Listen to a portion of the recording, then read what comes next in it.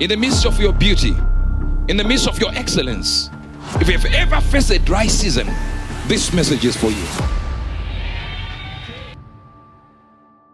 And let me tell you something. Many are waiting for God to bring rain. Everywhere I go, they say, prophet, please, is it going to be like this or is it going to rain? That question is useless to you, but angel. Because I'm a rainmaker. So don't ask me when rain is coming. Tell me you want rain, I bring it back. You're not hearing what I'm talking about. You're not hearing what I'm talking about. What do you think I'm saying when I say to presidents, call me within 10 days? Call me within 20 days. I'm deciding the number of days. Why? I'm a rainmaker. There are so many things involved in rainmaking. There is wind. The temperature changes. The flow of wind, evaporation, condensation, where the clouds then become full of rain. And then the rain has to come down. Now the Bible talks about rainmakers in this way, that Elijah was a rainmaker. If I've ever told you about altars, rainmakers are men of altars. Because altars regulate spirits.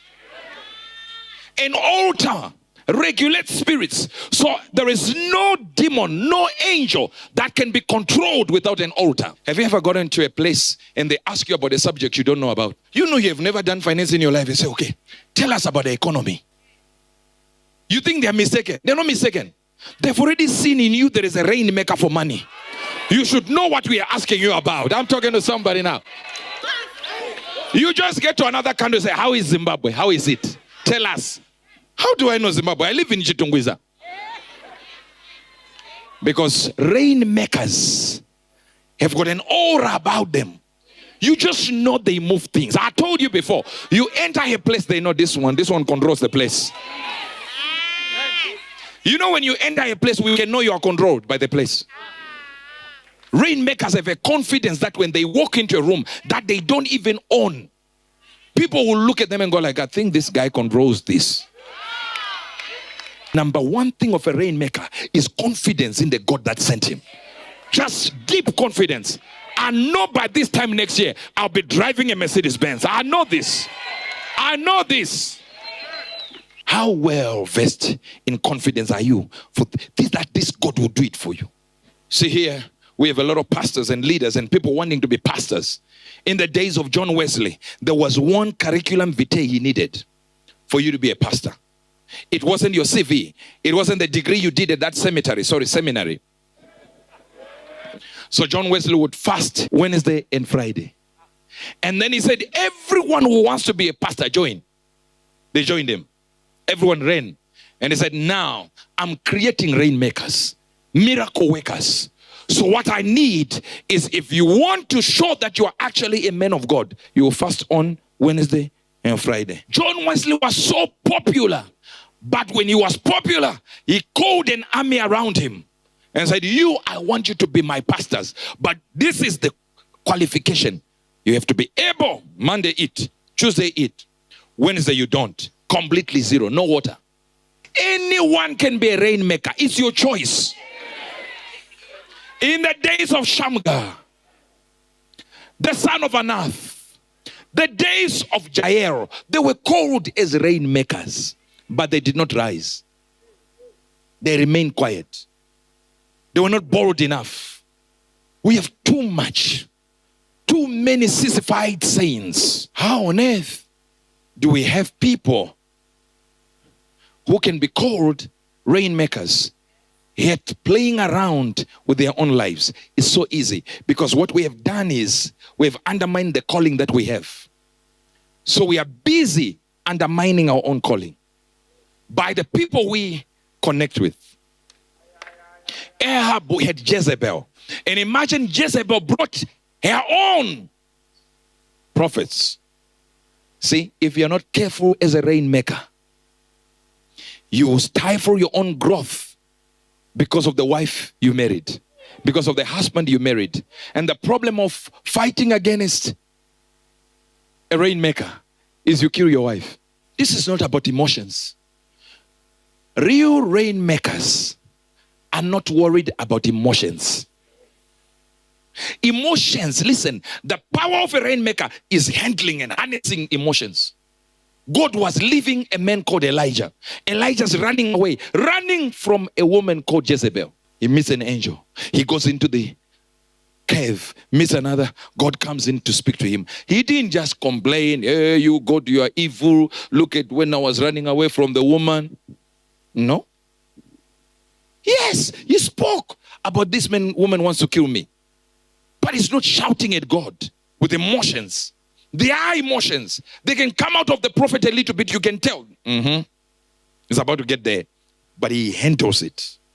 See, when we say rainmakers, people are just thinking of praying for people and they get healed. What about rainmakers in your own family? Rainmakers in your marriage? Rainmakers in your relationship? They are environments you control. Then there are environments that can control you without you knowing.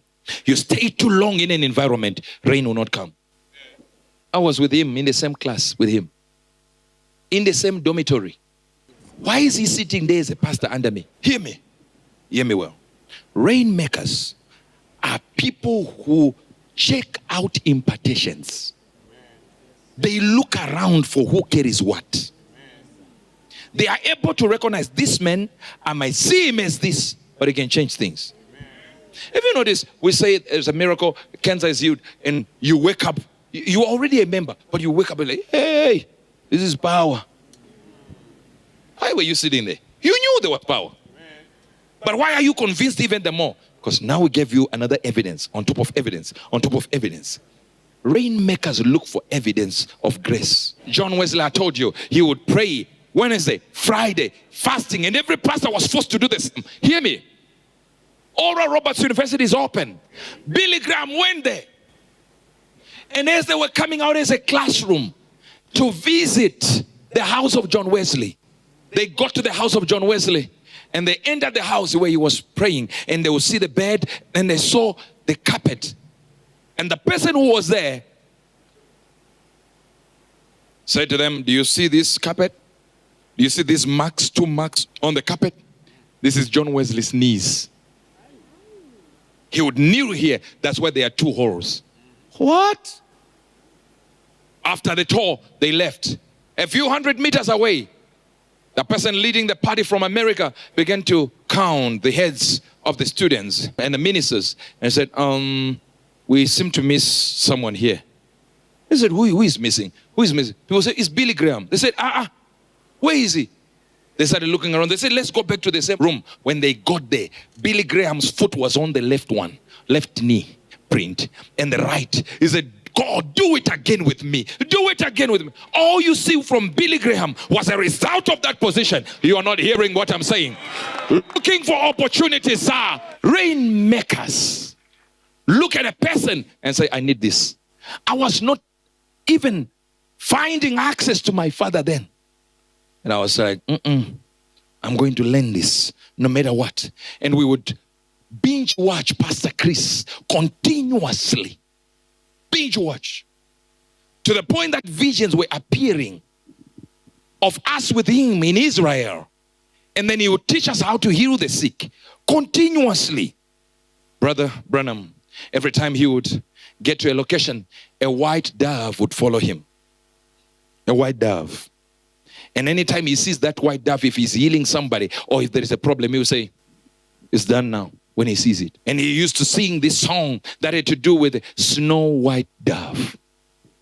It was his point thing that you say, there, the power is here. A couple went to his grave. The same dove he would sing about, the same dove that would appear, and he would talk about it and say, there is a dove there, so you are healed. They went to just see it, and the dove came out of the grave. Men and women who are willing to be rainmakers are not chancers. You go straight for what you want, you achieve it. And when you target one man to be like, target them. You target. How many know Reinhard Bonke? Reinhard Bonke understood how to be a rainmaker. Nobody in Germany had ever risen to that level of power. He's in London studying.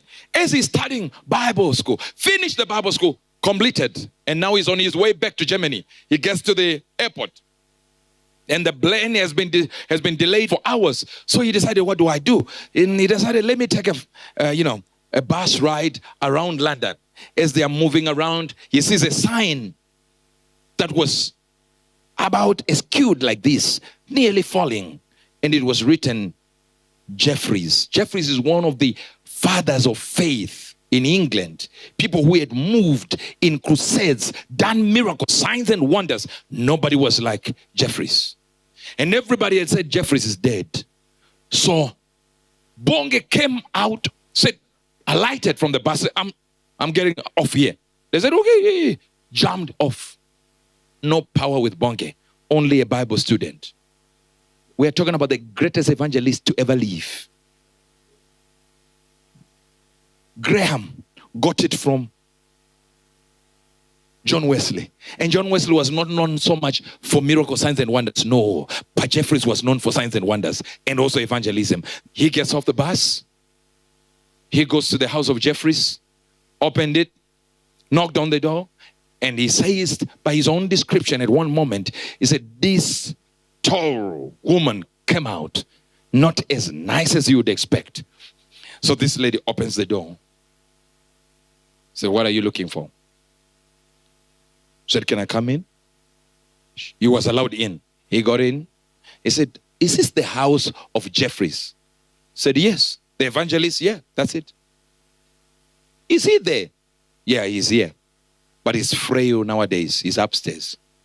What? You mean Jeffries lives here? I just saw a sign called Jeffries and I thought this would be it and I came out.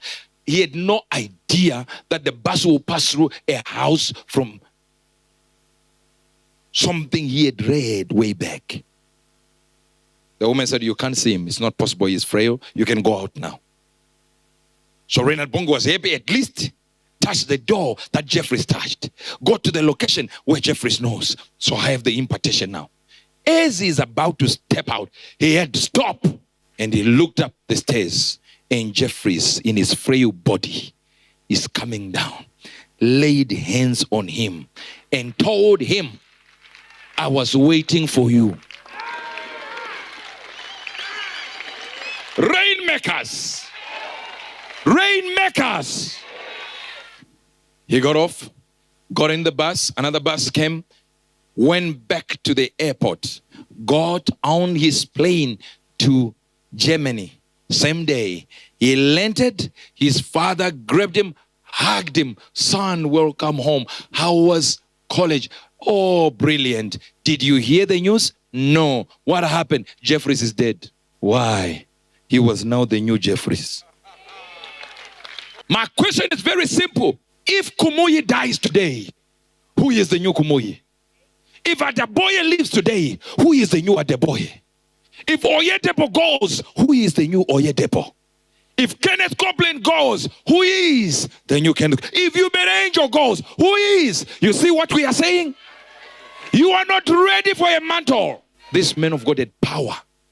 Too much power. They understood the power they carried as rainmakers.